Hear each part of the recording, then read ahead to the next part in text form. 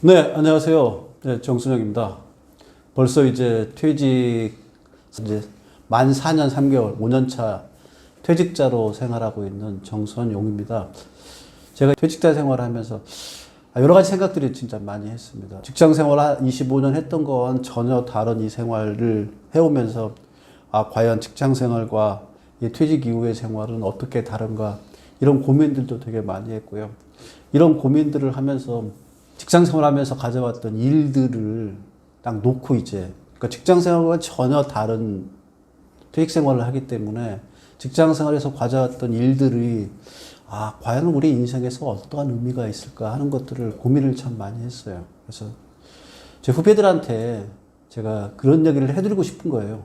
내가 퇴직하고 나니까 퇴직하고서 전혀 다른 일을 해서 그 얘기는 예전에 보았던 그 일들의 직접적인 데에서 벗어나서 밖에서 바라보는 수 있는 부분이잖아요. 그렇기 때문에 객관적으로 좀 바라볼 수 있다는 생각이 들고, 그렇게 해서 바라본 내 시각들이, 내가 바라보고 있는 관점들이 아마 내 후배들한테, 지금 마흔에 직장 생활을 열심히 살아가고 있는 후배들한테는 큰 도움이 되지 않을까 하는 생각이 들어서 그런 얘기들을 오늘 좀 해드리고 싶은 거예요. 그러다 보니까 제가 했던 얘기들을 갖다가 이렇게 딱 정리해서 보니까 언제까지 흘러가는 대로 살 것인가라는 이런 문장들이 머릿속에 딱 떠오르더라고요. 그러니까 마흔에 일을 대하면서 했던 부분을 한마디로 표현한다면 그냥 흘러가는 대로 살아왔던 인생. 이게 내 마흔에 일을 대하는 자세였다는 생각이 딱 들어서 그 부분들을 제목을 가지고서 이번에 또 책을 한 권 내면서 그 모든 과정들을 다 복귀해 왔고요. 그래서 그 과정들을 한번 여러분들이 얘기하면 여러분들 많은 도움이 될 거라는 생각은 분명합니다.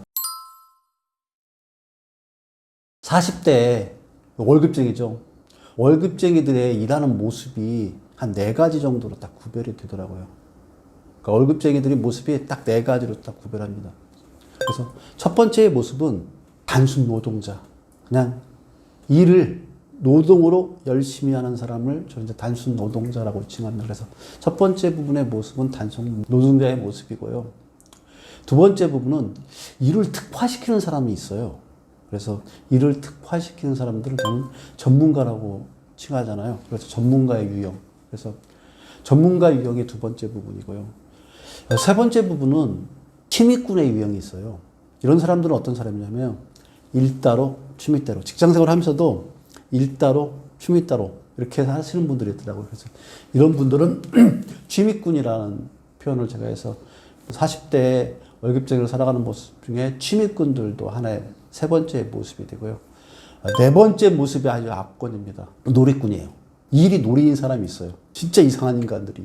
그러니까 뭐 그렇게 많지는 않은데 진짜 가뭄에 콩나듯이 그렇게 많지는 않은데 일을 놀이처럼 하는 놀이꾼들이 있더라고요. 그래서 이런 4가지의 유형들이 어떠한 유형인가를 여러분들이 머릿속에 그리고 있어야만이 지금부터 제가 드리는 얘기들이 좀 이해가 좀 쉬울 것 같아서 그 얘기를 드린 겁니다. 먼저 첫 번째 부분에 해당하는 단순 노동자에 대한 얘기를 좀 해드린다 그러면, 단순 노동자는 말 그대로 일을 돈과 어쩌면 가족의 생계를 위해서, 나의 생계를 위해서 일을 하는 분들입니다.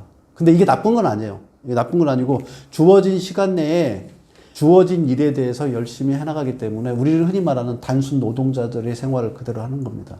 그래서 이런 분들이 있는데, 이런 분들은 이제 좀 안타까운 부분들이 퇴직 연월이, 퇴직 시한이 있다는 거. 그래서 퇴직이 49.3세까지밖에, 그래서 40이면은 한 10년 정도밖에 일을 더 할 수 없다는 것들이 이 단순 노동자형의 좀 한계이고요. 이런 분들 중에 단순 노동자형 중에 잘 돼가지고 뭐 임원이 되고 대표이사가 되시는 분들 많아요. 여러분들 생각하기에 대표이사 임원이 되신 분들이 흔히 생각하는 게 전문가형이나 취미꾼이나 놀이꾼에서 될 것 같아요. 참말인 것 같습니다. 그렇게 해서 되는 게 아니고요. 실질적으로 단순 노동자형에서 임원이나 대표이사가 됩니다. 그래서 사실은 임원이나 대표이사들은 단순 노동을 회사라는 기반에서 해왔기 때문에 퇴직 후에 힘겹게 살아가시는 분들이 많아요. 경제적으로는 좀 월급을 많이 받았기 때문에 안정되지만 일적으로 굉장히 힘겹게 살아가시는 분들이 많아요.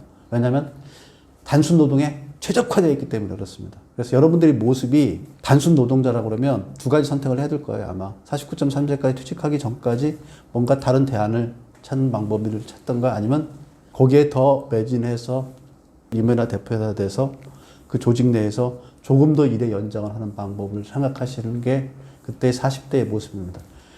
그때 일을 대하는 방식은 아까 말씀드렸듯이 일에 대한 자기가 주어진 업무에 대해서 충실하게 완벽하게 하는 겁니다. 이런 것들은 이 역할들을 갖다가 대부분 다 어디서 많이 배웠냐면요. 남자들은 군대에서 많이 배워요. 군대에서 그런 모습의 것들을 많이 배워가지고 군대에서 배웠던 일 방식을 조직에 와서 회사에 와서 하는 사람들이 단순 노동자형이라고 보시면 될 것 같아요. 그래서 이런 단순 노동자형이 좋다 나쁘다 뭐 이런 얘기를 제가 하고 싶어서 하는 게 아니라 그런 유형이 있고 그런 유형의 장단점이 있다는 얘기는 여러분들이 머릿속에 이해하고 계셔야지 그 사람들이 하고 있는 일들을 어떻게 이해할 건가에 대한 관점들이 성립되기 때문에 그 백그라운드 차원에서 얘기를 드렸습니다. 두 번째 부분은 전문가형입니다. 어떤 분야를 맡게 되면 그 일을 갖다가 특화시켜가지고 전문가로서 거듭나는 사람들이 있어요. 뭐 예를 들어서 설명한다면 대부분 다 이제 초창기에 어떤 산업이 어떤 특화된 분야가 형성되는 시기에 그런 현상들이 많이 벌어지는데 예전에는 온라인 전문가들이 거의 없던 시절에 저희 유통업체에 있는 중에서도 오프라인에서 온라인에 대한 공부를 하는 사람이 있었어요. 근데 대부분 다 안 해요. 온라인 저까지 거. 솔직히 저도 그랬으니까. 근데 이게 온라인이 뭔가 될 것 같다 그래서 온라인의 업무에 대해서 특화시키는 사람들이 있어요. 거기에 몰입하고. 심지어는 지금 같은 시기면 AI에 대해서 아마 몰라도 되는데 AI에 관련된 것들이 직무 중에서 어떤 역할을 할 수 있는 부분이 생길 수가 있을 거예요.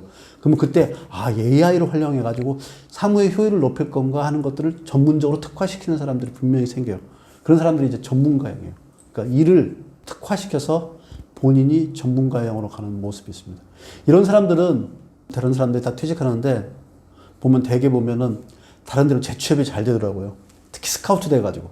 제가 보았던 온라인 전문가 같은 경우에는 일을 특화시키는 온라인 전문가는 지금은 온라인 시장이 너무 커버리니까 그쪽에서 오프라인과 온라인을 다 동시에 경험했고 거기에 대해 특화된 사람이니까 몸값 비싸게 팔려다니더라고요. 지금 저하고 나이 비슷한 나이인데 아직도 임원을 하고 있어요. 임원만 18년인가 했다고 하더라고요. 그렇게 될 수 있게 특화시키는 건 일을 바라보는 관점을 그때 그렇게 바라봤기 때문에 가능하리라고 생각합니다. 그래서 전문가형의 두 번째 부분에 대한 것들이 보여지고요.